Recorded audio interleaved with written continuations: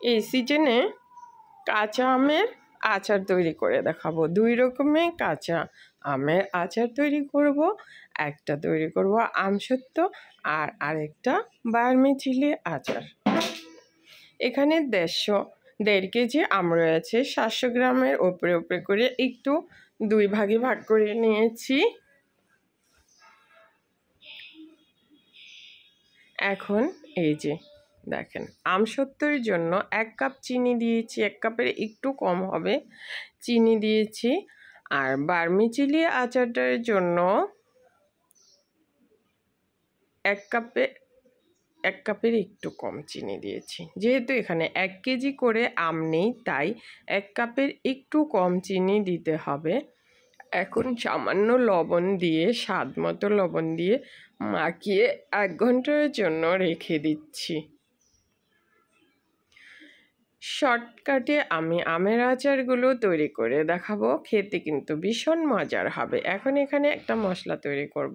এখানে 6 পিস শুকনো মরিচ নিয়েছি, 1 চা চামচ জিরার, 1 চা চামচ ধনিয়া দিয়েছি, 2 চা চামচ পাঁচফোড়ন দিয়ে এখন এগুলোকে মচমচে করে ভেজে নেব। মচমচে করে ভেজে এগুলোকে আধা ভাঙা করে গুঁড়ো করে নেব। এখন এখানে এই যে আম বসিয়ে দিয়েছি। আম থেকে অনেকটা পানি উঠে এসছিল। এটা আমি আমসত্ত্বের জন্য এই আচারটা তৈরি করছি। যে পানিটা উঠে এসছিল সেটা দিয়ে লো আছে আমি আমসত্ত্বটাকে জাল করছি। আর এই যে বার্মিচিলি আচারটাও আমি এ পর্যায়ে জাল করে নিয়েছি। এখন এখানে ওই যে মশলাটা গুঁড়ো করে রেখে দিয়েছি সেটা থেকে 1 চা চামচ করে 2 জায়গাতেই দিয়ে দিচ্ছি। 2টা আচার আমি একসাথেই তৈরি করে নিচ্ছি। আরও হাফ চামচ করে ওই গুঁড়া মশলাটা দিয়ে দিলাম। এখন নেড়ে চেড়ে মশলার সাথে কিছুক্ষণ জাল করে নেব। আর এই যে এখানে বেশি চিনি দেওয়ার কারণে এটা একটা আঠালো ভাব চলে আসবে। এই পর্যায়ে আমার আচারগুলো হয়ে গেছে, দেখতে পাচ্ছেন। এই যে দেখছেন কত কম সময়তে আমি আচারগুলো তৈরি করে ফেললাম। বাহিরে ধুলাবালির আচার না খেয়ে ঘরে স্বাস্থ্যসম্মত আচার তৈরি করে সবাই খাবেন কম সময়তে। সেই আচারগুলো আমি আপনাদের সাথে শেয়ার করলাম যাতে সবাই তৈরি করে কম সময়তে খেতে পারেন। এখন এখানে এই যে তেল মাখিয়ে নিয়েছি প্লেটে। এখন এই যে আমসত্ত্বটা ঢেলে দিচ্ছি। এটা এখন আমি একদম প্লেটে ভর্তি করে নেব ছড়িয়ে। আর আজকে সারা রাতের জন্য এই যে আমি ফ্যানের নিচে এই আমসত্ত্বটাকে রেখে দিব। আর বার্মিচিলি আচারটাও রেখে দিচ্ছি। আর আচারগুলো কিন্তু ভীষণ মজার হয়েছে, সবাই খেয়ে বলেছে।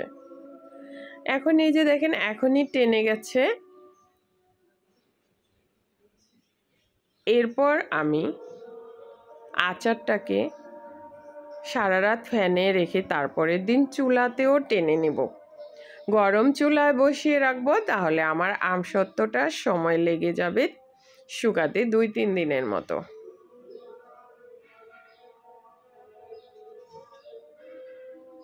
চাইলে এভাবে আচার তৈরি করতে পারেন ঘরে।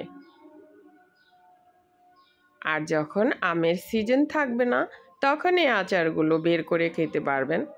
আর ওই যে যখন জাল করলাম তখন চাইলে 1.5 টেবিল চামচ করে সিরকা দিলে একদম বাইরে রেখে 1 বছর পরিবেশন করতে পারবেন। বাইরে 1 বছর রেখে এই আচারগুলো খেতে পারবেন। আর আমার যেহেতু খাওয়া হয়ে যাবে তাই আমি সিরকা ব্যবহার করিনি।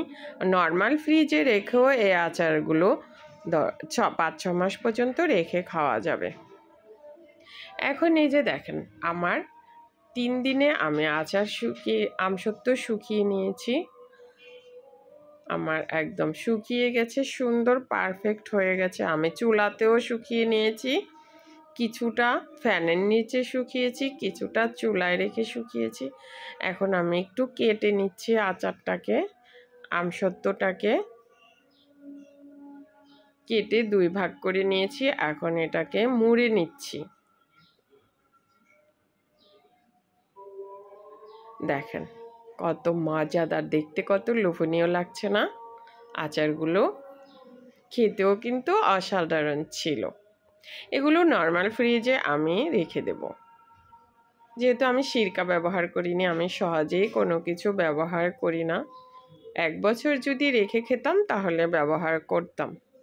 আপনারা চাইলে 1 বছর রেখে খেতে চাইলে সিরকা ব্যবহার করবেন, তাহলে আর ফ্রিজেও রাখতে হবে না। চাইলে এভাবে ট্রাই করতে পারেন। আল্লাহ হাফেজ, সবাই ভালো থাকবেন, সুস্থ থাকবেন। নিয়মিত আমার রেসিপিগুলো দেখবেন আর সাবস্ক্রাইব করে নিয়মিত পাশে থাকবেন। এতে করে আমার রেসিপিগুলোর সাথে সাথে আপনাদের কাছে আমার আপডেটগুলো পৌঁছে যাবে। আল্লাহ হাফেজ।